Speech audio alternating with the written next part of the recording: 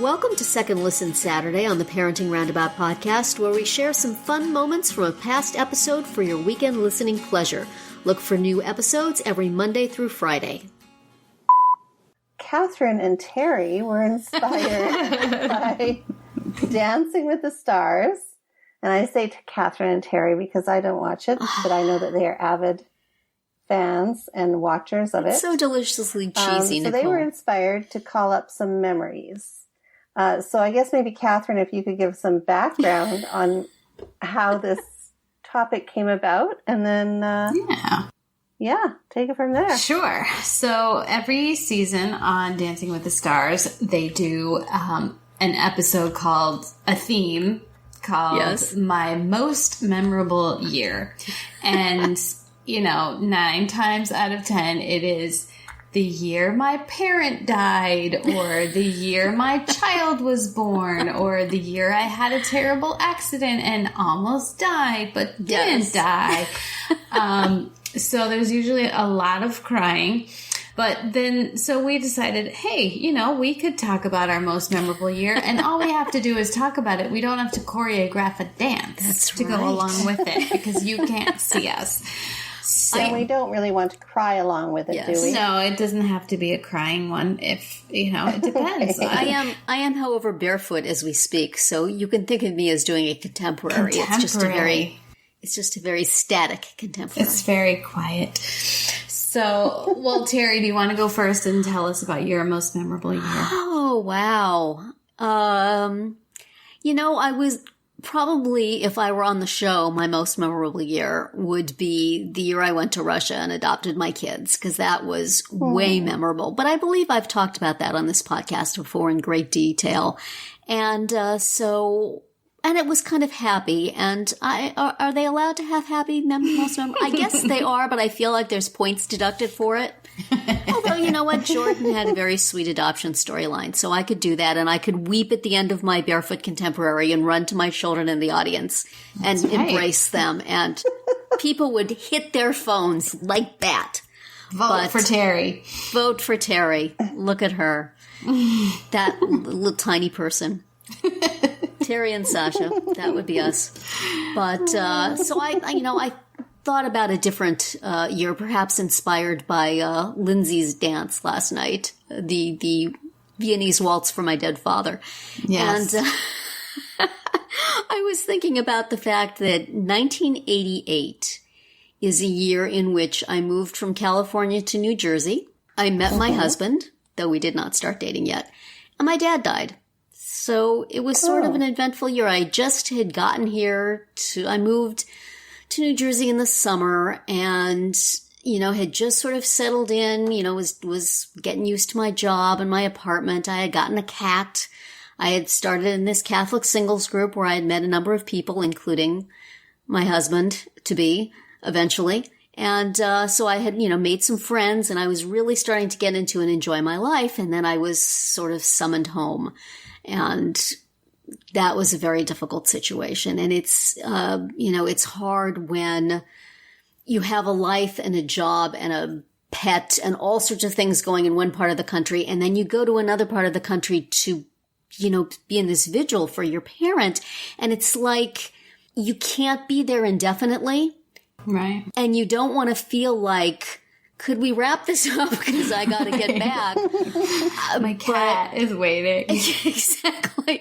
But at the same time, so it was a really difficult thing. I felt really torn between new life and old life. And I'm sure my mother expected that I was then going to move back home.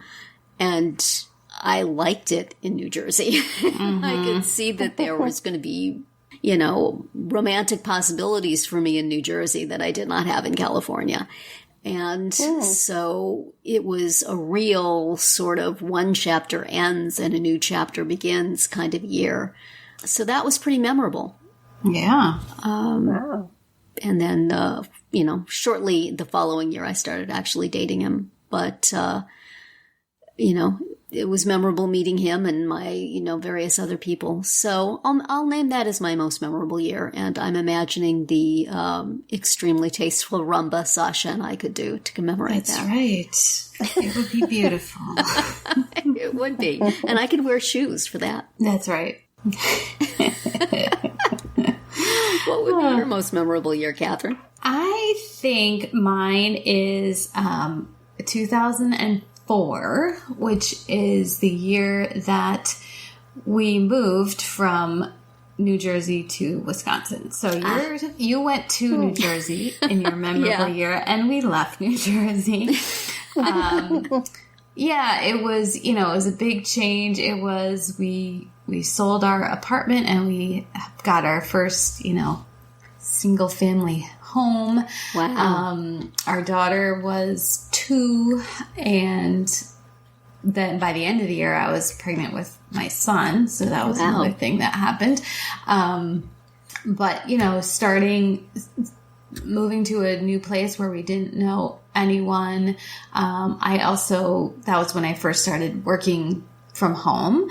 I kept my job that I had back in New York. But it was, this is the first year that I was working exclusively at home.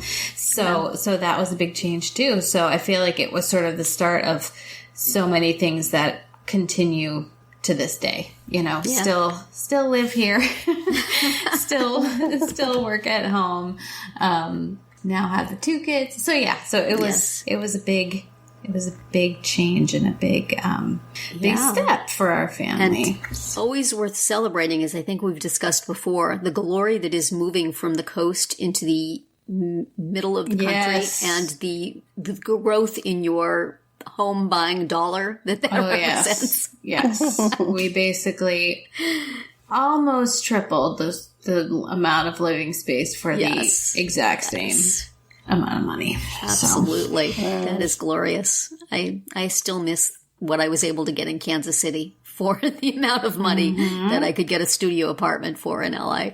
Right. Exactly. So I think that was pretty memorable. So definitely. How about you, Nicole? Well, if you've been listening to the podcast, you might have a guess. I think the obvious question or the obvious answer would be the year that we moved from British Columbia, Canada to Redlands, California. But you know what? I'm not going to talk about that on this podcast because I actually have another memorable year. Okay. That was probably just as challenging given the age that I was at. So it was 1988, Terry. Oh, wow. And I went on a year exchange to Australia. Wow. And I worked for the summer, my little lifeguarding job, and got my plane ticket. And I actually moved in. The family that I lived with was actually my mom's twin sister. So it wasn't like a strange family. Yeah. But let me tell you, it was a strange land. I went from small town to big city, urban area because we lived in a suburb outside of Sydney. I had to wear a uniform to school, which I didn't particularly like, and it was a skirt. Oh. We had to wear a skirt in summer, fall, winter, whatever. So that was a big change, because I was a teenager at the time, and I was used to wearing my tight jeans, my Jordache, my Calvin Klein jeans. Jordache jeans. And here I was in my green plaid skirt. I had to learn, a whole other way, a whole slang, because Australians are big on their slang. Food, the school system was 180 from what I was used to, very strict and rigid. And my whole social circle, and when you're a teenager, that's a big deal, right? when you're having to like bust into a new social circle. Yeah. And then working. So that was a pretty big year. And so while I was away during that year, my parents actually picked up and moved and left my hometown. She's gone. Hurry. And moved over across the country, not just down the street, but they moved cross country to a city outside of Vancouver, British Columbia. So when I came home, I didn't actually go back home to my hometown, to my old friends. I had to start again. Oh, man. That's not fair. Brand new high school and another social circle. And it was my senior year. Oh, so man. That was challenging. It was like the last 6 months of my senior year. And that's really hard. Like in terms of social and emotional development, that was a huge year for me. Right. So it was a big change and just change in schooling and friends and environment, and it was pretty. Everything kind of turned upside down on its head that year. Yeah. Well, that sure sounds like a contemporary dance to me. I think I could do something very emotional. What U2 song from 1988 could you do it with? Yes. Where the Streets Have No Name, because I literally just did not know where I was. Oh my half the gosh. time. Wow. That is so perfect. Just perfect. Isn't that perfect? Yes. Yes. So you would I could dance to that. Win the Mirrorball trophy with that. And I could wear my your plaid skirt. But it would like be bedazzled. It would be. I would have bloomers underneath. Yes, because it would be slit up the side. You can that. Yeah. Oh my god. And my schoolgirl knee socks, my knee-high socks that I could slip and slide around in. Well, I think you have to be barefoot for contemporary, but they could make like little spat knee socks for you. So right, fake socks. That's funny. Fake. So, and then I could have a backpack as some kind of a dance accessory. There you go. Maybe I don't know. Prop. Mm-hmm. They like props. Yeah, I could like hold it above my head and sway back and forth, and I can see it now. She's ready. I think I'm ready. Terry. I'm all into this. Unfortunately, they would have their crummy band singer singing the U2 song, and you would have to stop at some point in the middle of the dance and say, "This is wrong. This is not what I'm looking for."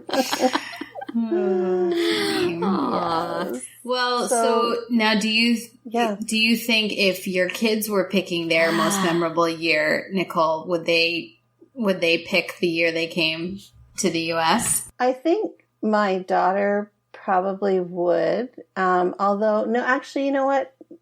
She had a very sad event that kind of overshadowed that time in her life. So I think she would choose something else. My son, I think he would actually also choose something else, and he would probably say it was the year he joined his fraternity. So, yes, that was the year that he moved out and met his girlfriend. So it was like Freedom City. Well, I asked my 15-year-old what would she call her most memorable year, and she said, well, this one, because I can remember it the best because this is still happening. Smart answer. Yeah. I'm like, well, okay, not counting. So she chose the year a few years ago when her skating team went to nationals. And that same year, she got her concussion, and she started real middle school, and we got our dogs. That all happened in 1 year. So, wow, big year. So that was her choice. Yeah, and I'm not sure what about your son? I'm not sure what he would what he would say. I didn't ask him. So, I should have asked mine. That would have been a good idea. I don't know. I mean, they could make a pretty wonderful package out of their adoption experience, except they don't remember it. They don't remember. Neither one of them. Even though my daughter was almost 5, she doesn't remember it at all. So it's one of those childhood things that all you know is what people tell you. Yeah. So you can tell a story about it, but it's not yours. Mm-hmm. So they, and each of them has had a scary hospitalization experience. So it might have been that. Those would make nice packages on the show. They could milk some trauma out of that, Yeah, but, my daughter has had a big hospitalization too. Yeah, she was pretty little. That could be. I'm not sure how much my son remembers of his, other than we constantly remind him of how he went into the ER and went up to the front desk and screamed, "It hurts, make it stop!" So that was memorable to me, and we got in. So that's a good way to get their attention, though. Right. It was not discreet. But so other than the trauma, they might say I think the year we moved to this house is something that they remember. Mm-hmm. They remember that. They don't remember the old house all that well, but they remember this transition. So that might be something. But they got a few things to choose from. Yeah.